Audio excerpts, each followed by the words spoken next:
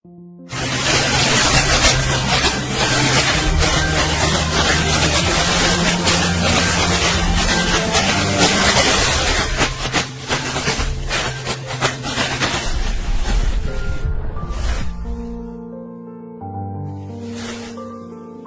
kalau ada yang bilang itu Indonesia gelap, yang gelap kau bukan Indonesia. Bagaimana merespon ada tagar Indonesia gelap, diresponnya Anda yang gelap, Indonesia mah terang. Dasmu. Jangan kayak gitulah Pak Menteri. Jangan kayak gitu juga Pak Kepala. Rakyat mah kalau berkeluh kesah ke siapa lagi? Kalau bukan ke pemerintah, orang yang mereka gaji. Jadi kalau kemudian ada rakyat berkeluh kesah melalui tagar, ya jangan begitu. Anak muda sudah tidak nyaman, bersiaplah. Mungkin tidak hanya kursi Anda dijungkir balikkan. Mungkin tatanan baru hendak mereka ciptakan. Saya ingin kasih tahu, kalau ITB sudah turun ke jalan, itu tanda-tanda bahaya. Kalau ada yang melihat Indonesia gelap itu siapa? Tajuk Indonesia Gelap adalah akumulasi kemarahan dari rakyat. Tidak hanya mahasiswa, tapi kemarahan dari seluruh elemen masyarakat sipil. Kami menilai banyak sekali kebijakan pemerintah hari ini yang serampangan. Rakyat seolah dijadikan sebagai kelinci percobaan, kebijakan diterapkan, mendapatkan protes, kemudian dicabut seolah menjadi pahlawan. Kemudian rakyat harus terus dikorbankan. Apa yang menjadi implikasi dari hal tersebut? Yang kami nilai hari ini terjadi ketidakstabilan sosial di masyarakat. Rakyat ketakutan, terjadi banyak kebingungan akibat tata kelola pemerintahan yang buruk. Tidak sinkronnya statement yang disampaikan oleh para petinggi negara, para pejabat publik, mengakibatkan banyak kebingungan yang ada di masyarakat, mahasiswa, dan seluruh elemen masyarakat sipil. Kami menuntut adanya evaluasi besar-besaran terhadap seluruh kebijakan pemerintah dan juga keberjalanan pemerintah Indonesia hari ini. Agar lebih berpihak pada rakyat, agar pro rakyat, berbasis kebenaran ilmiah, berbasis ilmu pengetahuan. Itu yang kami tuntut. Dan kami menuntut pemerintah untuk membatalkan segala kebijakan yang tidak berpihak pada rakyat tersebut gitu. Kalau kita bicara mengenai isu, kita tidak hanya berbicara mengenai satu isu saja. Jika bicara mengenai efisiensi anggaran, justru yang kami nilai di sini ada kejanggalan. Jika efisiensi itu benar-benar menjadi tujuan, kita lihat di sini ada sebuah paradoks. Pemerintah terus berusaha untuk menggendutkan kabinetnya, memperbesar tubuhnya. Tapi rakyat yang kemudian harus dikorbankan, kesejahteraan sosial harus dikorbankan. Salah satunya kemarin kita bicara mengenai pendidikan, kesehatan, dan juga aksesibilitas hak-hak dasar warga negara. Walaupun sudah ada statement dari pemerintah tidak akan menaikkan UKT, tidak akan berdampak pada penerimaan beasiswa, tapi tidak ada kepastian hukum, tidak ada jaminan bagi rakyat. Itu suara yang kami perjuangkan. Suara rakyat adalah suara yang kami perjuangkan. Tidak hanya berbicara mengenai itu, kita juga bicara mengenai akumulasi dari seluruh kebijakan-kebijakan pemerintah Indonesia hari ini yang serampangan dan juga tidak melalui perhitungan yang matang. Kita bicara mengenai beberapa waktu silam juga ada isu mengenai gas LPG 3 kg. Apakah rakyat harus dikorbankan terlebih dahulu di testing kebijakan, baru kemudian dibatalkan? Tata kelola pemerintahan yang seperti itu yang harus kami kritisi, yang harus dievaluasi ke depan. Assalamualaikum warahmatullahi wabarakatuh. Baru-baru ini anak muda menggelombangkan gemuruh suara yang berbunyi Indonesia gelap. Suara gemuruh itu disambut oleh penguasa kita dengan sambutan yang sebaliknya. Ada yang mengatakan tidak gelap. Ada yang mengatakan yang gelap itu kamu. Indonesia tidak gelap. Pokoknya bantan-bantan datang dari penguasa bahwa tidak ada gelap. Padahal gemuruh suara anak muda itu bukan main banyaknya. Ratusan ribu, kalau tidak bisa kita katakan puluhan juta anak muda yang mengatakan bahwa Indonesia gelap. Mereka malah turun ke jalan menyuarakan Indonesia gelap. Sesungguhnya apa yang terjadi ini? Kalau kita perhatikan dari sisi penguasa, dari sisi pemerintah, dari sisi yang selalu mengukir negara ini dengan tanda tangannya, yang selalu mencoret-coret keadaan Indonesia ini di atas kertas memang tidak ada yang gelap. Kenapa bisa dikatakan gelap? Mereka para pejabat kian kemari selalu dengan mobil mewah. Mereka para pejabat gajinya tidak pernah dipotong. Tunjangannya malah berlebih. Honornya malah tak terhitung. Mana bisa dikatakan Indonesia ini gelap? Anak-anak mereka pun kuliahnya di luar negeri yang banyak. Di kampus-kampus yang harganya mahal. Di negara-negara maju sana. Mana bisa dikatakan gelap? Pertumbuhan ekonomi di atas kertas tidak gelap. Berkisar antara 5 atau 4,5%. Tidak gelap-gelap amat. Ditinjau dari segi perkembangan sumber daya alam kita, tidak gelap. Pertambangan selalu bergerak. Malah akhir-akhir ini pertambangan yang diminati oleh dunia semakin cemerlang. Nikel, emas, tembaga, dan sejenisnya berkembang. Tidak ada yang gelap. Tetapi kenapa kok anak muda sampai mengatakan Indonesia ini gelap? Sobat DB, tadi kita meninjau dari sisi sebelah. Sekarang kita lihat lagi dari sisi sebelah, dari sisi anak muda. Kenapa anak muda kita mengatakan Indonesia gelap bagi mereka? Coba kita perhatikan sekarang.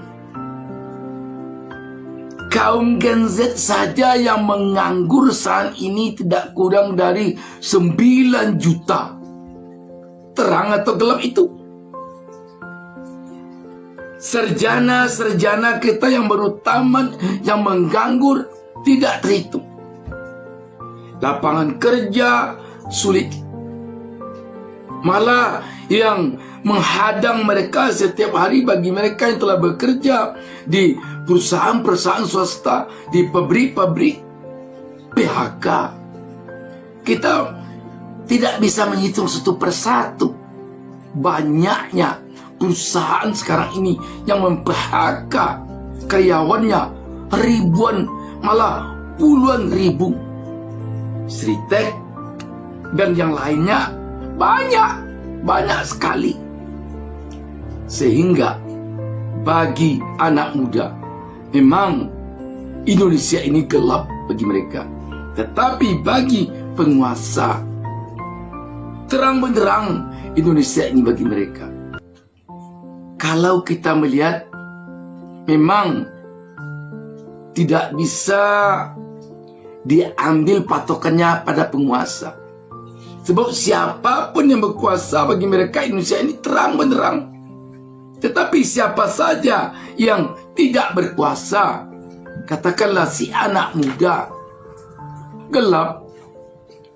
Oh, mau berurusan dengan bank, kalau tidak berkuasa, jangan coba-coba. Kalau tidak ada orang dalam, ordal, jangan coba-coba. Oh, mau bekerja di tempat yang bagus, kalau tidak ada orang dalam, jangan coba-coba. Dari sisi meminjam uang ke bank contohnya, kita tentu masih ingat dengan ucapan Presiden Prabowo kita sekarang ini ketika dia belum berkuasa. Dia pusing 7 keliling karena gara-gara tidak berkuasa dia mengaku sulit pinjam uang di bank. Maka dia dulu merasa tidak kuat lagi jadi oposisi. Itu bukti bahwa memang Indonesia ini terang bagi penguasa, tetapi sebaliknya gelap bagi yang tidak berkuasa. Anak muda adalah manusia yang sedang tidak berkuasa, malah yang sedang mencari pekerjaan, yang sedang mencoba untuk melakukan usaha. Jadi memang harus kita akui sahabat, sekali lagi tidak salah Kalau penguasa mengatakan Indonesia terang benderang, tetapi sebaliknya anak muda merasakan gelap Indonesia ini bagi masa depan mereka. Karena itu pula lah agaknya, maka muncul tagar kabur aja dulu. Dan tagar kabur aja dulu ini pun disambut oleh penguasa dengan berbagai macam ledekan. Wamen Kementerian Tenaga Kerja malah yang menyambutnya dengan semacam ledekan yang memberikan hati si anak muda. Ya, peduli amat. Kalau mau pergi, pergi aja. Kalau perlu, jangan kembali lagi. Waduh, inilah yang mengatakan bahwa Indonesia itu bukan gelap, tapi terang benderang. Tapi bagi siapa? Bagi dia. Sehingga dia marah, kesal ketika anak muda mengatakan Indonesia ini gelap. Karena itu kabur aja dulu. Ke depan yang kita inginkan tentu bagaimana agar suara anak muda ini bisa dipahami oleh penguasa kita. Ketika anak muda menyebut Indonesia ini gelap bagi mereka dan kabur aja dulu, karena mungkin mereka melihat ada secerca harapan di dunia sana dibandingkan di negara tempat lahirnya sendiri. Sebaiknya jangan disambut oleh penguasa dengan kemarahan, dengan kekesalan, dengan kecongkakan, bahkan dengan kesombongan. Jangan disambut dengan itu, ndanya. Tetapi alangkah baiknya penguasa kita memahami bahwa ketika ada rakyatnya yang mengatakan Indonesia digelap, kabur aja dulu. Mereka harusnya mengevaluasi diri. Apa yang belum kita lakukan untuk bangsa dan negara ini, untuk rakyat yang menggaji kita ini?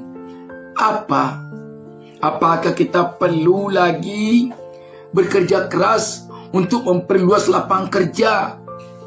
Apakah kita perlu lagi bekerja keras untuk menyumbat lubang-lubang korupsi? Sebab ketika pertambangan berkembang, korupsi di sana menjadi-jadi. Kita tentu masih ingat bahwa kalaulah tidak terjadi korupsi pada sektor pertambangan saja, maka Indonesia ini saat ini bisa penguasanya, bisa negaranya memberikan uang cuma-cuma kepada seluruh rakyatnya 20 juta rupiah per bulan cuma-cuma. Itu dari sektor pertambangan saja. Tetapi apa yang hendak dikata, korupsi di pertambangan itu pula yang menjadi-jadi. Ada yang 300 triliun, ada yang 271 triliun, ada yang sekian ratus triliun. Semua itu terjadi di pertambangan. Harusnya dievaluasi oleh penguasa. Jangan penguasa seperti merasa tidak pernah salah, sempurna. Jangan. Tentu kita berharap ke depan kegelapan yang dilihat oleh rakyat di negeri ini, terutama oleh anak muda, akan bisa dipahami oleh penguasa, sehingga penguasa bisa berupaya mengevaluasi dirinya agar dia bisa mengubah warna kegelapan yang dilihat oleh anak muda itu menjadi terang benderang. Wassalamualaikum warahmatullahi wabarakatuh.